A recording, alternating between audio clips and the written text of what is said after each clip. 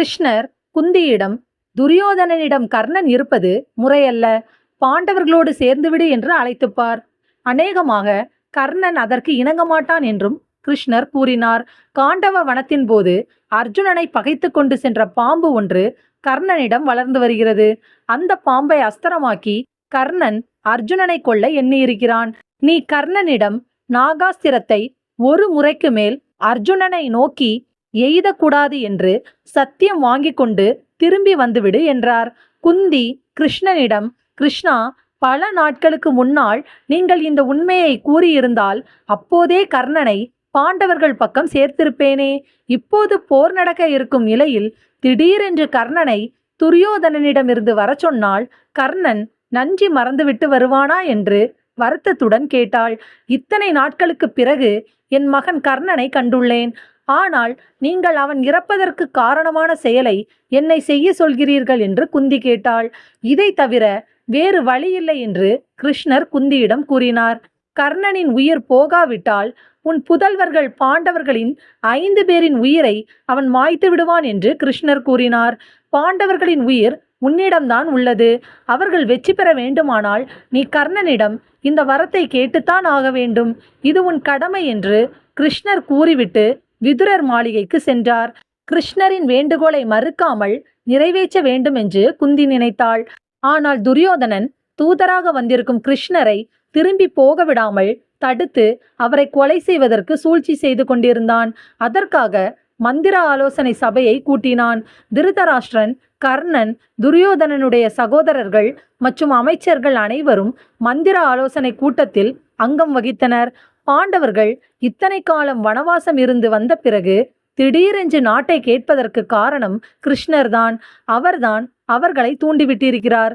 தந்தை திருதராஷ்டிரனும் துரியோதனனுக்கு ஆதரவாக பேசினான். ஆனால் நற்பண்புகளை உடைய விகர்ணன் தூதராக வந்த கிருஷ்ணரை கொல்வது பாவம் என்று கூறினான். நீங்கள் அனைவரும் ஒன்று கூடி கிருஷ்ணரை வளைத்தாலும் அவரை உங்களால் ஒன்றும் செய்ய முடியாது. பின்பு நீங்கள்தான் துன்பப்படுவீர்கள். விகர்ணன் கூறியதை கேட்ட துச்சாதனன், உன் ஆலோசனை எங்களுக்கு தேவையில்லை என்று கோபமாக கூறினான். வாருங்கள், இப்பொழுதே விதுரன் மாளிகைக்கு சென்று கிருஷ்ணரை வளைத்து மாளிகையை சுற்றி தீ வைத்து கிருஷ்ணரை கொன்று விடுவோம் என்று ஆத்திரத்துடன் கூறினான். சகுனி அனைவரும் பேசிய பின்பு சாமர்த்தியமாக ஒரு யோசனை கூறினான். கிருஷ்ணரை கொல்ல வேண்டியது அவசியம்தான். கிருஷ்ணரை தப்ப விட்டு விட்டால் பின்பு நாம் பாண்டவர்களிடம் தோற்று விடுவோம். ஆனால் தூதராக வந்தவரை வெளிப்படையாக கொன்றால் மக்களின் பழிப்பாவத்திற்கு நாம் ஆளாகி விடுவோம். அதனால் நாம் கிருஷ்ணரை விருந்தினராக அழைத்து வருவோம். பின்பு அவர் அமர்வதற்கு சிறப்பான ஆசனத்தையும் அமைக்க வேண்டும். அந்த ஆசனத்தின் அடியில் மேலே தெரியாத அளவிற்கு மறைவாக ஒரு பள்ளத்தை வெட்டுங்கள். அந்த வெட்டிய பள்ளத்தில் வீரர்கள் மறைந்திருக்க வேண்டும். பின்பு கிருஷ்ணர் அந்த ஆசனத்தில் அமரும்போது பள்ளத்தில் விழுந்து விடுவார். அப்போது யாருக்கும் தெரியாமல் பள்ளத்தில் உள்ள வீரர்கள் கிருஷ்ணரை வளைத்து இரும்பு சங்கிலியால் பிணித்து அவரை சிறையில் அடைக்க வேண்டும் என்று சகுனி கூறிய யோசனையை அனைவரும் ஒப்புக்கொண்டனர். பின்பு மறுநாளே வீரர்கள் அனைவரும் பள்ளத்தை தோண்ட ஆரம்பித்தனர். பள்ளம் தோண்டிய பின்பு அதன் மேல் ஆசனம் கட்டினார்கள். பள்ளத்தின் அடியில் வீரர்கள் ஆயுதங்களுடன் மறைந்திருந்தனர். கிருஷ்ணரும் அனைத்து நன்மைகள் தீமைகள் அறிந்தும் ஒன்றுமே தெரியாதவரைப் போல விருந்துக்கு வர சம்மதித்தார். கிருஷ்ணரும் தன் பரிவாரங்களுடனும் தன்னை சேர்ந்த சிற்றரசர்களுடனும் வந்தார். துரியோதனன் வாயர் காவலர்களிடம் கிருஷ்ணரை தவிர வேறு யாரையும் உள்ளே அனுமதிக்க கூடாது என்று கட்டளையிட்டிருந்தான். அதனால் கிருஷ்ணரை மட்டும் வாயர்காவலன் உள்ளே அனுமதித்தான். கிருஷ்ணரும் சிரித்து கொண்டே உள்ளே சென்றார். கிருஷ்ணரை விருந்தினராக ஏற்று அவையில் அனைவரும் வரவேற்றனர். கிருஷ்ணரின் மேல் பேரன்பு கொண்டது போல் நடித்து துரியோதனன் அவரை வரவேற்றான். கிருஷ்ணரிடம் தங்களுக்கென்றே அமைக்கப்பட்ட ஆசனத்தின் மேல் அமர்ந்து எங்களை கௌரவிக்க வேண்டும் என்று வஞ்சகத்தோடு அமைத்த ஆசனத்தின் மேல் அமர கூறினான். கிருஷ்ணருக்கு துரியோதனனின் சூழ்ச்சி தெரிந்தும் தெரியாததைப் போல ஆசனத்தில் மேல் அமர்வதற்கு ஏறினார். அவர் ஆசனத்தில் அமர்வதற்காக படியில் ஏற சென்றார். ஆனால் அவர் கால்களை முழுதாக கூட அதன் மேல் வைக்கவில்லை. உடனே சடசட என்று முறிந்தது.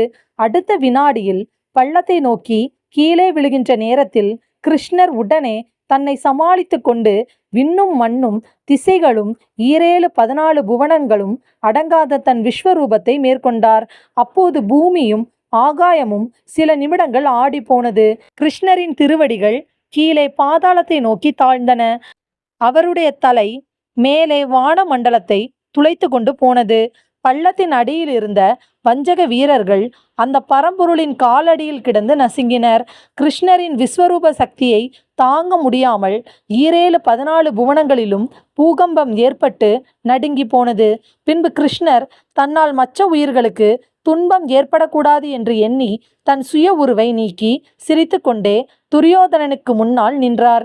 துரியோதனன் தான் சூழ்ச்சி செய்தும் கிருஷ்ணரை கொல்ல நினைத்தது பலிக்காமல் போனதை நினைத்து மிரண்டு போனான். ஆனால் பயத்தை வெளிக்காட்டி கொள்ளாமல் நடித்தான். சிரித்து கொண்டு நின்ற கிருஷ்ணரை கோபத்தோடு பார்த்தான். கிருஷ்ணர் துரியோதனனிடம், கெட்ட எண்ணத்தோடு என்னை கொல்வதற்கு நீ குழி வெட்டினாய்.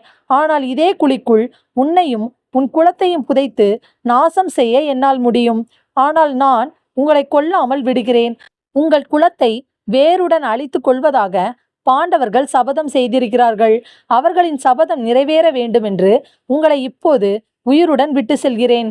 உனக்கும் பாண்டவர்களுக்கும் இடையே உள்ள பகை காரணமாக போர் ஏற்பட்டால் பாண்டவர்கள் சார்பாக ஆயுதம் எடுத்து உன்னுடன் போர் புரிய மாட்டேன் என்று உனக்கு வாக்களித்து விட்டேன் என்று கூறி கிருஷ்ணர் அவையிலிருந்து வெளியேறினார்.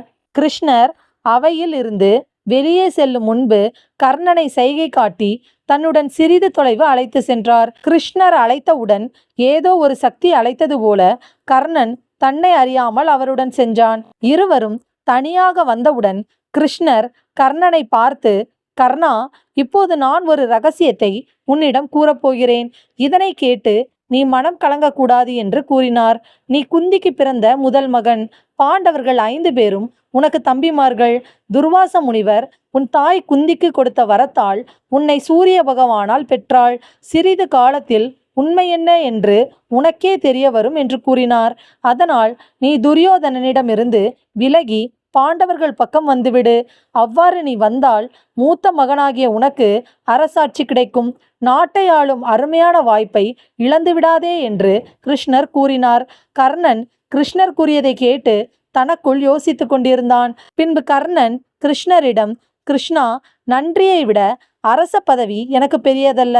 நான் அரச பதவிக்கு ஆசைப்பட்டு துரியோதனனை விட்டு வந்தால் இந்த உலகம் என்னை நன்றி கெட்டவன் என்று பழி சொல்லும். நான் இந்த பழிச்சொல்லுடன் வாழ விரும்பவில்லை. என்னுடைய பிறப்பை உணர்த்தியதற்கு நன்றி. ஆனால் உண்ட சோற்றுக்கு உழைக்க விரும்புகிறேன்.